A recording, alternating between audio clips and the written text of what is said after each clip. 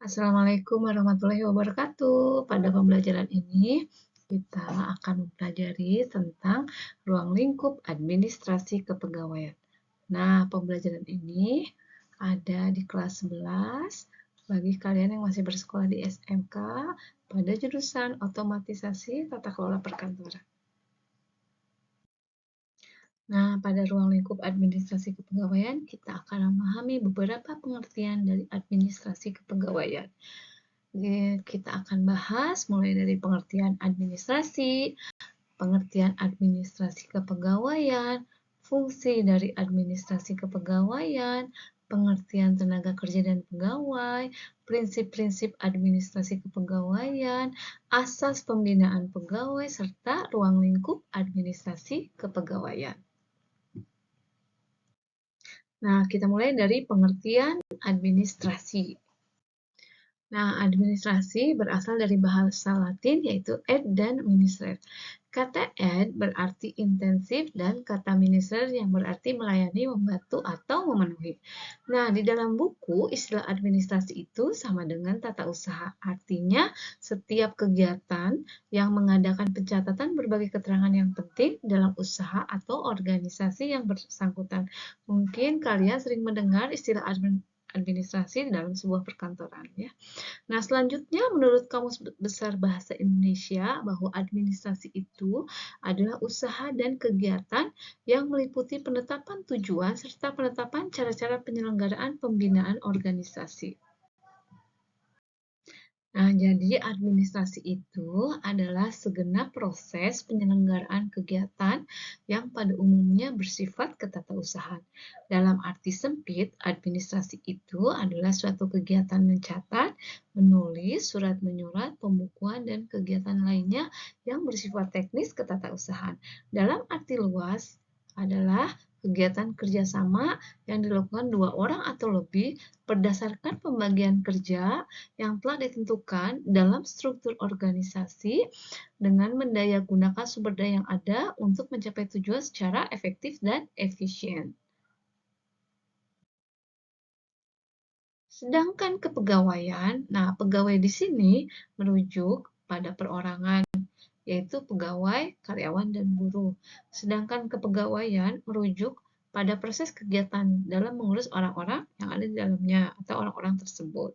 Jadi secara umum bahwa kepegawaian itu adalah segala sesuatu yang berkaitan dengan kedudukan, kewajiban, hak, pembinaan pegawai, dan hal lainnya dalam mengelola pegawai. Nah, menurut KBBI, kepegawaian itu adalah segala sesuatu yang berhubungan dengan pegawai.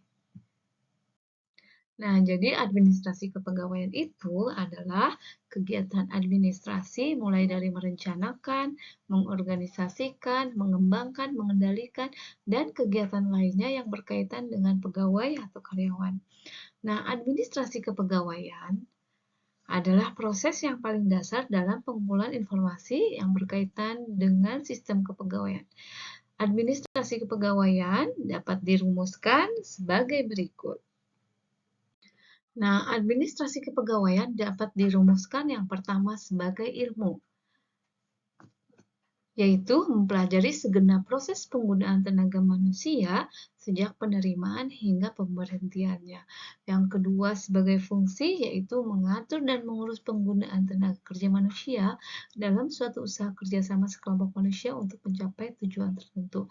Dan yang ketiga, sebagai proses, yaitu proses penyelenggaraan politik kepegawaian, kebijakan politik kepegawaian atau program kerja atau tujuan yang berhubungan dengan tenaga kerja manusia yang digunakan dalam usaha kerjasama untuk mencapai tujuan tertentu. Yang keempat, sebagai seni, yaitu seni memilih pegawai baru serta menggunakan pegawai-pegawai lama dengan cara sedemikian rupa sehingga dari segenap tenaga kerja manusia itu diperoleh hasil dan jasa yang maksimal, baik mengenai jumlah maupun mutunya. Nah, dalam dunia usaha dan industri, istilah administrasi kepegawaian sama artinya dengan istilah manajemen personalia.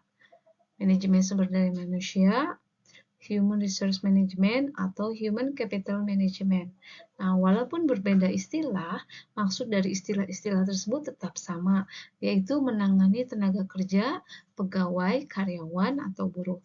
Nah, akan tetapi penggunaan istilah administrasi kepegawaian lebih mengarah pada pegawai yang bekerja di bidang pemerintahan. Dengan demikian, kantor pemerintahan lebih banyak menggunakan istilah administrasi kepegawaian, sedangkan istilah lainnya digunakan pada kantor-kantor atau instansi swasta. Nah, menurut Profesor Dr. R. Arifin Abdurrahman, bahwa administrasi kepegawaian negara merupakan salah satu cabang dari administrasi negara yang berkaitan dengan segala persoalan mengenai pegawai-pegawai negara. Nah, adapun kegiatannya meliputi analisis jabatan, klasifikasi jabatan, dan evaluasi jabatan, rekrutmen, ujian-ujian, dan penempatan, training, promosi dan transfer, penggajian, employee counseling, personal relation, disiplin dan moral, dan catatan kepegawaian. Nah, selanjutnya, tadi setelah kita memahami tentang administrasi kepegawaian, kita akan memahami apa itu tenaga kerja. Pengertian tenaga kerja dan pegawai. Nah, menurut KBBI, bahwa tenaga kerja itu adalah orang yang bekerja atau mempekerjakan sesuatu. Nah, menurut Undang-Undang Nomor 13 Tahun 2003, tenaga kerja itu adalah setiap orang yang dapat melakukan pekerjaan guna menghasilkan barang dan atau jasa, baik untuk memenuhi kebutuhan sendiri maupun untuk masyarakat. Nah, pengertian tenaga kerja secara umum adalah bahwa setiap orang yang mampu, mau, dan siap untuk melakukan suatu pekerjaan yang menghasilkan barang atau jasa yang berada dalam usia kerja, baik yang sudah bekerja maupun masih dalam tahap untuk mendapatkan kerja. Adapun masa usia kerja di Indonesia adalah 15-64 tahun. Istilah tenaga kerja meliputi pegawai, karyawan, buruh, tenaga lepas, dan sebagainya. Kesempatan kerja di Indonesia dijamin dalam Undang-Undang Dasar 1945 pada pasal 27 ayat 2 yang berbunyi tiap-tiap warga negara berhak atas pekerjaan dan penghidupan yang layak. Nah, dari bunyi Undang-Undang 1945 pasal 27 ayat 2 itu jelas bahwa pemerintah Indonesia untuk menciptakan lapangan kerja yang baik anggota masyarakat karena hal ini berhubungan dengan usaha masyarakat untuk mendapatkan penghasilan. Nah, berikut pengertian tenaga kerja menurut para ahli. Menurut Sumitro Jojo Hadikusumo, tenaga kerja adalah semua orang yang mampu ataupun bersedia dan memiliki kesanggupan untuk bekerja, termasuk mereka yang menganggur meskipun mau dan mampu untuk bekerja, terpaksa menganggur karena tidak ada kesempatan bekerja. Menurut Dr. Payaman Simanjuntak, tenaga kerja adalah penduduk yang sudah atau sedang bekerja, sedang mencari pekerjaan, dan melaksanakan kegiatan lain seperti bersekolah dan mengurus rumah tangga.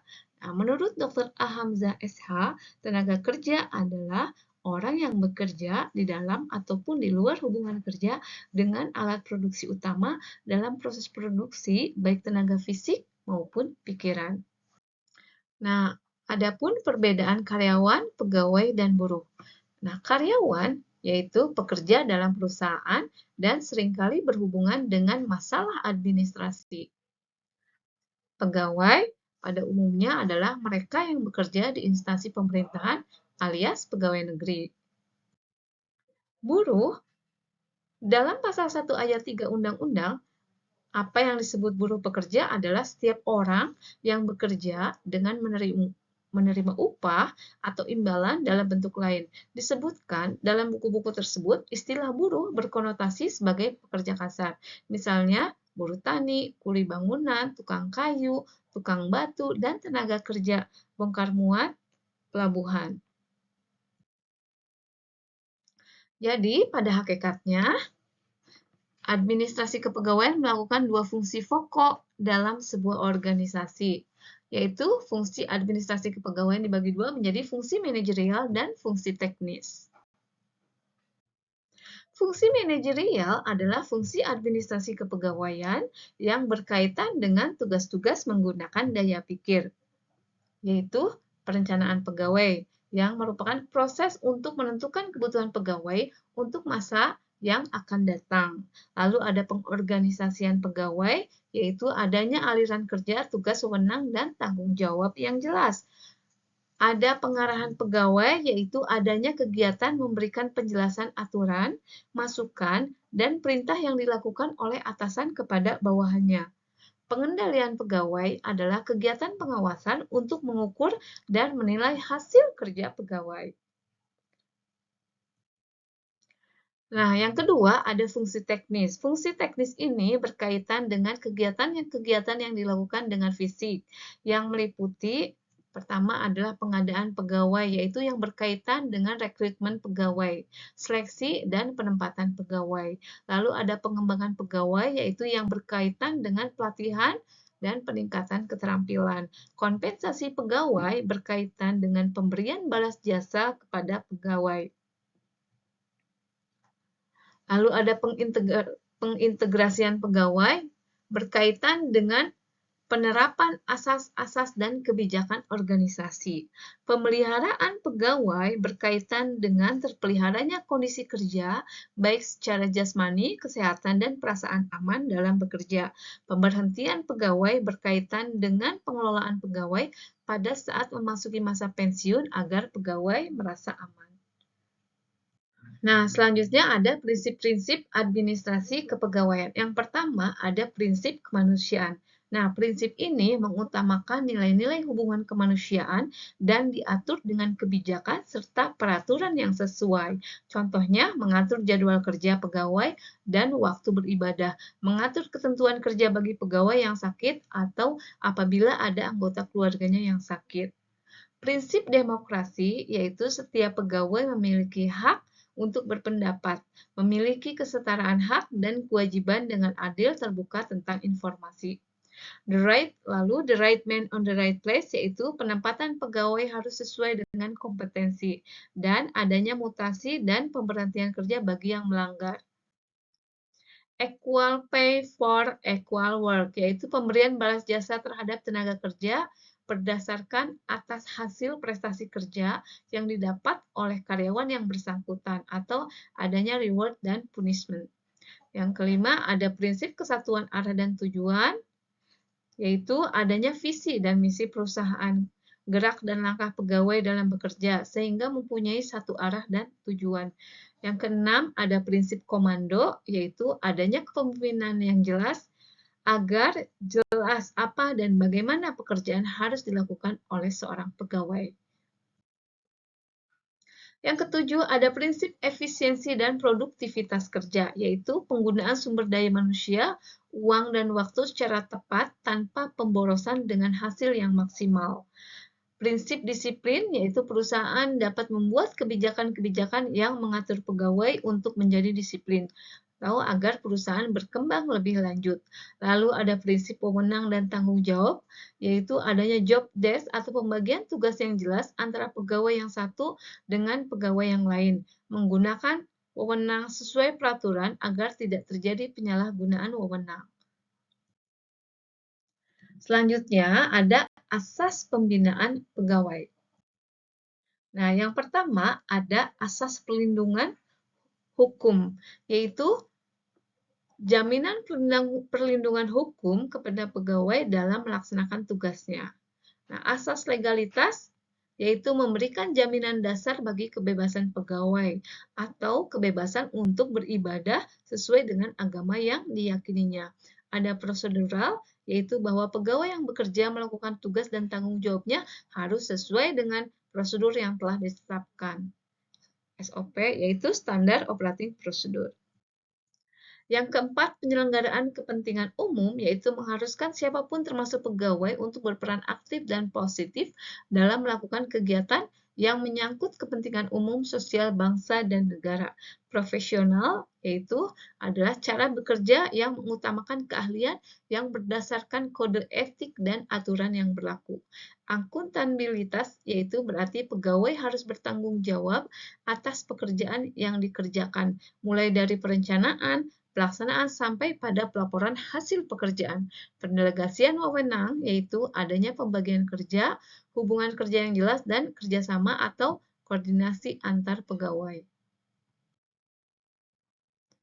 Nah, selanjutnya, apa saja sih ruang lingkup administrasi kepegawaian? Nah, berikut lingkup kegiatan administrasi kepegawaian antara lain yaitu penerimaan pegawai, penempatan pegawai, pengembangan, dan pemberhentian pegawai dalam rangka memenuhi kebutuhan organisasi sesuai dengan tujuan yang telah ditetapkan sebelumnya. Nah, adapun kegiatan-kegiatan dalam administrasi kepegawaian tersebut adalah yang pertama ada staffing. Nah, staffing itu meliputi penyaringan, interview pengangkatan, analisis pekerjaan, uraian pekerjaan, mutasi, promosi, dan perluasan pekerjaan. Ada pembinaan yang meliputi bimbingan, penilaian kepegawaian, inventarisasi, kontrol, pemindahan, pelayanan kesehatan, pencegahan kecelakaan, kesejahteraan pegawai. Lalu ada lagi hubungan kepegawaian, yaitu meliputi hubungan serikat pekerja dengan organisasi serikat kerja lainnya, atau hubungan antara serikat kerja dengan perusahaan, perundingan kontrak kerja, keluhan buruh, perwasitan atau apabila terjadi perselisihan. Yang keempat ada latihan dan pengembangan yang meliputi job training, latihan kepemimpinan, pengembangan, latihan khusus, atau latihan kerja sebelum menduduki suatu jabatan. Lalu ada kompensasi yang meliputi gaji, upah, tunjangan bonus, pembagian laba, dan hadiah. Komunikasi kepegawaian yaitu meliputi buku petunjuk, saluran komunikasi, pengendalian, gosip, keluh kesah, mendengarkan keluhan, survei tingkah laku, modal, dan pengharapan. Lalu ada organisasi yang meliputi penyusunan struktur organisasi, penggunaan saluran organisasi baik formal maupun informal, mengatasi akibat yang timbul dari perubahan organisasi.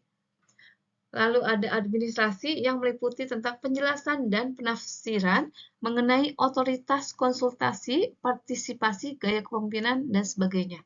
Nah, kebijaksanaan kepegawaian dan pelaksanaannya meliputi penentuan kebijaksanaan, strategi, dan perencanaan kebutuhan tenaga kerja. Lalu ada lagi tinjauan, perhitungan, penelitian meliputi program laporan dan pencatatan evaluasi, kebijaksanaan dan program, pengujian teori, inovasi, percobaan, serta analisis biaya dan keuntungan. Nah, ada pun beberapa contoh kegiatan yang ada di bidang kepegawaian. Yang pertama ada penggajian, yaitu proses merancang atau membuat sistem mengenai pemberian gaji pegawai. Lalu ada analisis jabatan yang memperkirakan kebutuhan pegawai yang diperlukan oleh suatu perusahaan. Ada rekrutmen, yaitu proses pengadaan pegawai yang akan menjadi pegawai-pegawai di perusahaan. Yang keempat, penempatan yang merupakan proses menugaskan seorang pegawai pada tempat atau bidang tertentu sesuai kemampuannya agar pegawai dapat bekerja dengan baik. Lalu ada training, yaitu kegiatan meningkatkan kualitas dan kemampuan pegawai agar karir dan kemampuan yang dimilikinya dapat lebih berkembang. Disiplin dan moral merupakan kegiatan untuk mengatur kedisiplinan dan tata krama. Lalu ada catatan kepegawaian, yaitu merupakan dokumen atau persuratan yang berkaitan dengan pegawai, ya. Jadi pegawai itu harus ada catatannya sehingga mempunyai alat bukti yang dapat dijadikan sebagai bahan pertanggungjawaban. Nah, itulah tentang pembelajaran ruang lingkup administrasi kepegawaian. Selamat belajar. Wassalam.